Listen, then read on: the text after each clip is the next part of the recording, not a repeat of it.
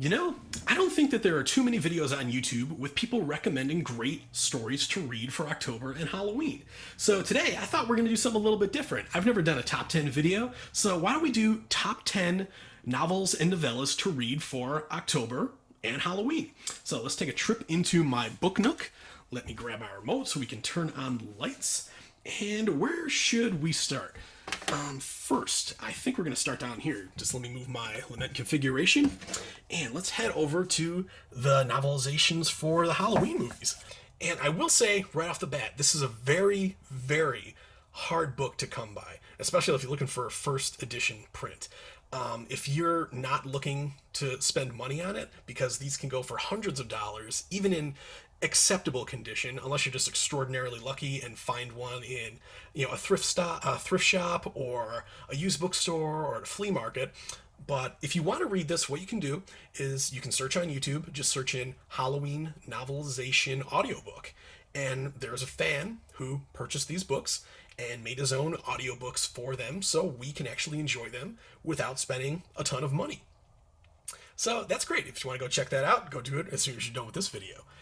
And I will say, surprisingly, this book is a lot more violent, and it's a lot more graphic in terms of the sex, too, compared to the initial movie, which was all about suspense and what you don't see. But I will say it is very, very well written, especially for a movie novelization from 1979. And this is one you're going to want to read in late October. Take a couple evenings once it's gotten cooler, once the wind picks up, once the leaves have started to fall, and you can listen to them crunch and rustle along the sidewalks. That's when you're going to want to read this story, because it is dripping with that type of atmosphere. And there are definite changes to the story, which is surprising. There's an entire prologue set in Celtic times, basically about the evil curse. It's a few pages long, but it must have inspired Daniel Farrens when he wrote Halloween 6, because there are some definite parallels between that and this opening prologue. And also, surprisingly, I said this came out in 79, 1 year after the movie came out, Michael is not wearing the traditional white Shatner mask. And it doesn't go into too much detail about what it actually looks like, but it kind of seems like it's definitely a dime store mask, but it's almost like a zombie or Frankenstein monster mask. He has scars, he has purple bruising, he has like ruby lips. So it's a cheap mask, and it's still humanoid, but for Michael Myers, it's something completely different from the Shatner mask and even the Emmett Kelly mask, which I was surprised at. I thought maybe the novelization would feature that. But yeah, this is definitely a great read. Like I said, hard to come by, so check out that audiobook. So, first one, Halloween by Curtis Richards. All right, let's pop down into some classics here. There it is. Now, right behind my Frankenstein monster from NECA, we have got The Legend of Sleepy Hollow by Washington Irving. I didn't want to include too many classics on this list, and this is definitely one of those, but I feel like as opposed to Dracula and Frankenstein, Legend of Sleepy Hollow doesn't really seem to be a story that a lot of people have actually read. It's, we've seen the movie adaptations, we've seen TV adaptations. I'm pretty sure the first one I saw was for an episode of Wishbone, or it might have even been the Midnight Ride episode of Are You Afraid of the Dark? But I feel like this is one that a lot of people haven't actually read, so I wanted to throw it into this little top 10 list. Anyways, this one is perfect. You can read it in a little over an hour, maybe an hour and a half, and it's very, how do I say, it's almost like you're being read a story by somebody else. It's very ghost story-like. It's sit around the campfire and listen to this story, because it's not so much about the characters, it's not so much about the setting, it's not so much about the Headless Horseman. It's basically about mood and feeling and atmosphere. And if there's one way to describe Legend of Sleepy Hollow, that is, it is spooky. Like I mentioned with Halloween, this is one you're going to want to read in the evening when it's cool and the leaves are falling and rustling along. And actually, if you have never been to Sleepy Hollow, New York, it's about 45 minutes above New York City, Manhattan. I would definitely plan a trip there. If you've been to Salem and are looking for someplace new to go to, check out Sleepy Hollow, especially because they have got one of the biggest and oldest cemeteries in all of the United States. So, plan on having like a little picnic there, bring along a copy of Legend of Sleepy Hollow and read it in the Sleepy Hollow Cemetery. And I guarantee, that would be one of the best things you could do in all of October. So, Legend of Sleepy Hollow by Washington Irving. Next up over here, let's pull out Dark Harvest. Now, this one, I will say it does kind of almost read like a young adult novel with a little bit of extra violence thrown in. Just wanted to start off with that. But it is a story that takes place in a small Midwestern town in the middle of nowhere, surrounded by cornfields, and it is set in the year 1963. And it all takes place on Halloween, takes place less than 24 hours, basically Halloween evening to late into the night. And the premise is every boy age 16 to 19 is locked in their room without food for 5 days leading up to Halloween. And then on Halloween evening, they're all let out onto the streets with any type of weapon that they can carry, hungry, and are roaming the streets to hunt a living scarecrow nicknamed the October Boy. And this scarecrow is brought to life on Halloween evening. His torso is filled with candy to entice the kids to get close to him because they're starving. And is the October Boy's objective to make it to the church in the center of town before midnight on Halloween. And every kid, it is their objective to take out the October Boy before he makes it to the church, which has never happened in the history of this game called The Run. And for any boy, just one, who takes out the October Boy, one, they get to finally leave this town, and two, their family, their bills are covered in the town for the next calendar year. So I will say, it does kind of remind me of almost The Lottery mixed with The Running Man. It's a very actiony. It's got some twists in it that I wasn't expecting. I thought I was kind of be reading something a little more pedestrian that I ended up enjoying because there's things thrown in there that I didn't expect.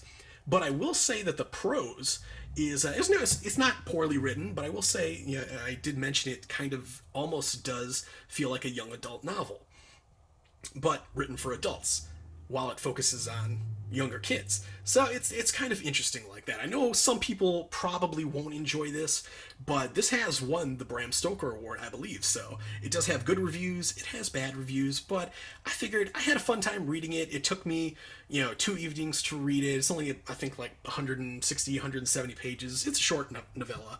So yeah, I wanted to throw this in here. Dark Harvest by Norman Partridge. Now, onto Halloween Fiend. This one is actually a really good companion piece to Dark Harvest. Read Dark Harvest first, then read Halloween Fiend, and you'll get two somewhat similar stories, somewhat similar, at least in terms of mood and theme, and get also two completely different experiences. This one focuses on adults. While it is set in a small Midwestern town, this one is much more depressing. It takes place over the course of multiple days. It lulls you into their boredom of just having absolutely nothing to do with their lives, because this is a town of less than 100 people, and if you decide to stay in this town, you stay there until you die. If you decide to leave, you're not selling your house, you're just packing up your stuff and you're leaving and starting a new life with absolutely nothing. So, one, it sets in with depression right away. But for whoever decides to stay in this town, the catch is, every single night, there is a demon who comes door to door demanding sacrifices from every single household. So everyone here, while they go to work, run errands, also farm these small animals for the Halloween demon, whether they're guinea pigs or cats, whatever. They put them in cages, leave them on their doorstep every evening, and then Halloween makes his way from house to house to house, eating his sacrifices. So there is animal violence in this book.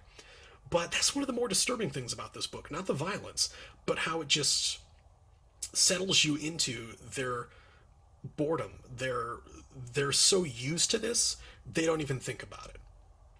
It's just disturbing thinking about that you can go to work and run errands and be bored and be so bored with your life and so used to your life that a demon coming to your house is just part of your daily activities, and seeing it rip apart animals is also part of those daily activities. But like I said, this focuses on adults, and anybody who does not leave Halloween a sacrifice each night, one, they're going to pay for that. And then two, everything culminates on Halloween evening every year when the demon comes and demands the ultimate sacrifice of one of the residents of the town, and that is done in a lottery style drawing. So this is a very, very dark story. It's still a novella. It's only a little over 100 pages, but it's a very well written story, and honestly, it's one of my favorites out of these 10 I'm going to be showing you today. But there is one scene, I will say, within like the last 5 or 10 pages that almost completely breaks the mood. It's very goofy, but yeah, it was alluded to earlier in the story, and I kind of see why they did it. It was a little fun thing to do in the end. But honestly, I could have done without it. But yeah, this is still a very, very good, dark Halloween story. So, Halloween Fiend by C.V. Hunt. And now for a novel that is a little bit different.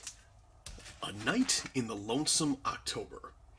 And I will say, this novel is not at all what I expected it was going to be. It takes place in Victorian London. It features names like Jack the Ripper, Dr. Frankenstein, his assistant, and the monster, Dracula, Larry Talbot, the Wolfman. And, I was expecting this creepy, atmospheric story for Halloween, and that is not what I got at all. And I'm going to explain why right now. First off, it is told from the perspective of Jack the Ripper's dog. And so that really threw me as soon as I started reading this story. So I'm like, okay, this is written very strangely. Let's see where this goes. And it is broken up into 31 chapters with a short prologue, so you can read this, every day of October, and it takes place October 1st through October 31st. But the story is told from the perspective of the familiars of all the human characters. So anytime something dark or gruesome or violent happens in this story, it is told in kind of this fun, quirky, goofy way, like even dragging a rotting corpse across a field. The way it's written, since it's told from the perspective of a dog, sounds goofy, and that's kind of how this story is. I know this has a cult following, and honestly, it wasn't really my cup of tea. I still enjoyed it. It's not something I'll read again, probably, ever. Maybe once, down the road after a few years, but it was still a very fun, interesting read. But it's also very hard to talk about this novel without giving away the plot, because it is a mystery, at the heart of it, and it unfolds chapter by chapter right up until the end, right up until the very last chapter. And the simplest way of describing this story is that the people are broken up into two teams, as the animals call them. And the animals, the people's familiars, try to exchange information and figure out who is on what team. And the teams, one team wants something to happen on Halloween night.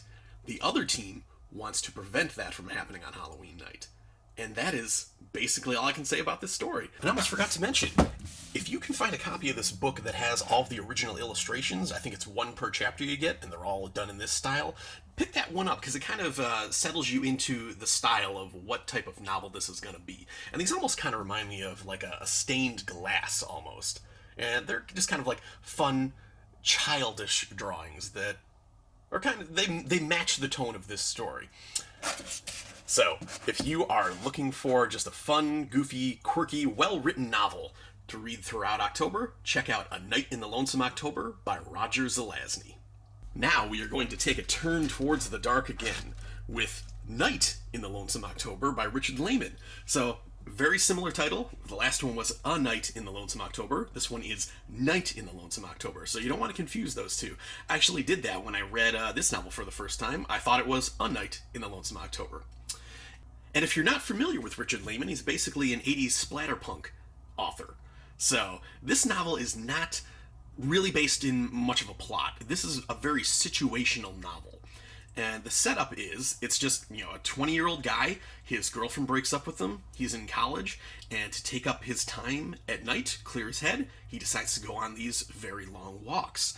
And it only takes place over the course of, I believe, 4 days. And it is all about the creepy things you see at night. After people go to bed, once it gets to be around 11, 12, 1 in the morning, all of the disturbing things you can come across. And also, the way your mind can play tricks on you. There are definite threats in this book, but there are definite non-threats in this book also. You can come across something as simple as a creepy old hag on a bicycle to murderers and rapists. You never know what you're going to come across at night. And I will say, this is the longest novel on this list. It's almost 500 pages, and I read this in 2 nights. I was surprised how quickly I burned through this. And I will say, it almost reminded me of a Goosebumps book for adults. It's not in so much of the content, of course. There's a lot of sex, there's a lot of violence in this, but it is almost every chapter ends on a cliffhanger, so it makes you want to keep reading. And obviously, it had me hooked in. I said I read this 500-page novel in 2 nights. And one of the themes I would like to mention in this story is, let me give you an example. If you look over at a stranger and see them doing something that you disapprove of, you immediately think, that is a bad person right there. I am not like that person. But if you do something very similar to what you disapprove of with that stranger, you still know that you're a good person. You're not a bad person. You're a good person. You know that you've been a good person your entire life. But because you did it, that's the only reason you're approving of doing it. And I gotta say, the main character in this novel is very similar to that situation that I just described. He comes across things that repulse him at night. But then, as the novel progresses, finds out that he is honestly not that different than a lot of the people he come across that he finds sickening. So, if you want a very dark read that takes place in October, not so much Halloween, but it gives you that feel of creepiness and coldness at night, check out Night in the Lonesome October by Richard Lehman. Next up here, we have got The Graveyard Book by Neil Gaiman. And when I mention that name, you are going to get something dark, and you are going to get something fantastical. And right on the front there, you can see this is a Newbery Award winner. And it is also basically this updated gothic version of The Jungle Book. But instead of a little boy being raised in a jungle by the jungle inhabitants, the animals, he is raised in a graveyard by ghosts. And this all happens one day, right at the start of the book, a brutal murder occurs. But this little tiny boy, a little toddler, is too oblivious to even know what is happening, is too distracted by the open front door that he wanders out and finds his way to the graveyard. And the spirit of his newly murdered mother asked the ghost inhabitants of this graveyard to raise this little boy and protect him from this murderer. So the book is told through vignettes in different parts of his life as he grows to be older. You get to see the most important things that happened to him over the course of his years, and he begins to understand that as you get older, there are some things you need to face. This murderer is still on the hunt for him. He is being protected, but he cannot hide forever. And that is the main theme of this book. Sometimes you need to face your enemies. And I do believe that this is the first edition copy. So if you want to find one in the library, want to find one in a used bookstore, look for one. I don't know if the later versions come with all this bonus stuff, but this comes with illustrations. It comes with behind-the-scenes material in the back. It comes with some of Neil Gaiman's original writings of when he was developing the book. So yeah, if you want to pick up The Graveyard Book by Neil Gaiman, definitely find one with all that great bonus content. Now, for these last 3, we are going to be talking about 3 Ray Bradbury books, and the first one is a collection of 19 short stories called The October Country. And this one is unbelievably perfect to read on cold October mornings. If you have nothing to do on a Sunday, maybe go outside, sit on your porch, wait for the sun to come up, and then start reading these short stories, because these are honestly unbelievable. They are dripping with atmosphere and poetic prose, and they're perfect. They're so perfect. They're so good. And the stories are so different too. They're all meat. There is no filler. I love short stories. And these are about so many different things. You have a mother with a newborn child who is convinced that that baby is going to murder her. You have a man who comes into possession of a powerful wheat field and an even more powerful mowing scythe. You have another one about a man going back to his childhood home and recalling one of his friends who drowned in the lake. So these are dripping in atmosphere, and these are completely perfect. If you're not a fan of Ray Bradbury, this book will definitely make you a fan of his writing. In fact, there is a little blurb that starts off these short stories, and I would like to read that for you. October country. That country where it is always turning late in the year. That country where the hills are fog and the rivers are mist. Where noons go quickly, dusks and twilights linger, and midnights stay. That country composed in the main of cellars, subcellars, coal bins, closets, attics, and the pantries faced away from the sun. That country whose people are autumn people, thinking only autumn thoughts. Whose people passing at night on the empty walks sound like rain. So, can't recommend this one enough. Ray Bradbury, The October Country. The second of the three Ray Bradbury novels I'm going to be mentioning is The Halloween Tree. And if you haven't read this one before, as I was reading through it, it really reminded me of a movie like Coraline or The Box Trolls or Paranorman. I could 100% see the teams behind those movies working on an adaptation of this story at some point in the future, and I'm honestly surprised it hasn't happened yet. But it's honestly, the plot of the story, once again, it's very thin. It's just about a group of friends who are getting ready to go trick-or-treating on Halloween night when one of the friends is snatched and held for ransom by death. And these children are taken on almost a history lesson of Halloween throughout the ages, and all of their costumes relate to different periods of Halloween and Samhain and how it changed and evolved from the days of like cavemen to the Egyptians to all the way up to now. And I thought it was a very fun, interesting book, and honestly, it had a very melancholy ending for such a kind of like a fun novel. I wouldn't say it's like a kid's novel. I would say good for young adults. Maybe around early teens, kind of like maybe say around 11, 12 you can read this novel. I'd say it's all right. Definitely not something you want elementary school kids to be reading. But as an adult, looking at it like, wow, that's a very dark ending to this book. Nothing bad happens to anybody. It's like, hey, you're up next. So, if you want a little history examination of Halloween and how it changed throughout the ages, check out The Halloween Tree by Ray Bradbury. And now, for the final book on this list, Ray Bradbury's Something Wicked This Way Comes. Probably the most quintessential story to read for all of October and Halloween. And without a doubt, this definitely inspired people like Steven Spielberg. This definitely inspired people like Stephen King. It is about, one, good versus evil, and two, longing for what you do not have. Bringing together people of young ages and old ages. If you are young, you constantly long to be an adult, but you know that you have not lived a life yet and cannot relate to people who are older. And then, of course, if you are older, you long to be young. You long to have that youth. But you have lived a life now. You're never going to be able to relate to the simplicity of childhood again.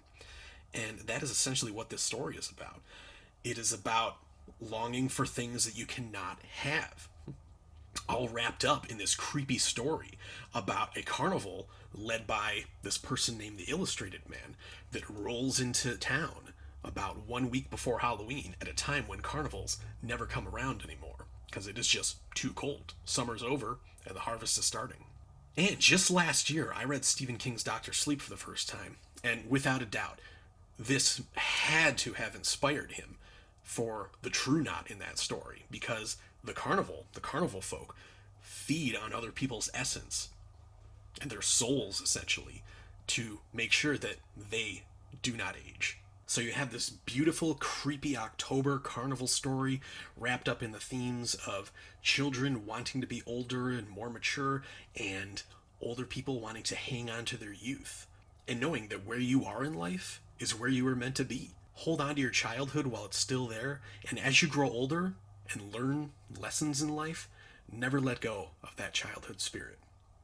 So, the last one on this list, Ray Bradbury's Something Wicked This Way Comes. So, that is going to wrap up my top 10 books to read for October and Halloween. It is time to turn the lights back off in my book nook. And if you have any more suggestions on what stories we should read for Halloween, be sure to leave them down in the comments because I'd love to hear your suggestions as well. And that is going to wrap up today's video. I hope everybody has a wonderful October and a very, very happy Halloween.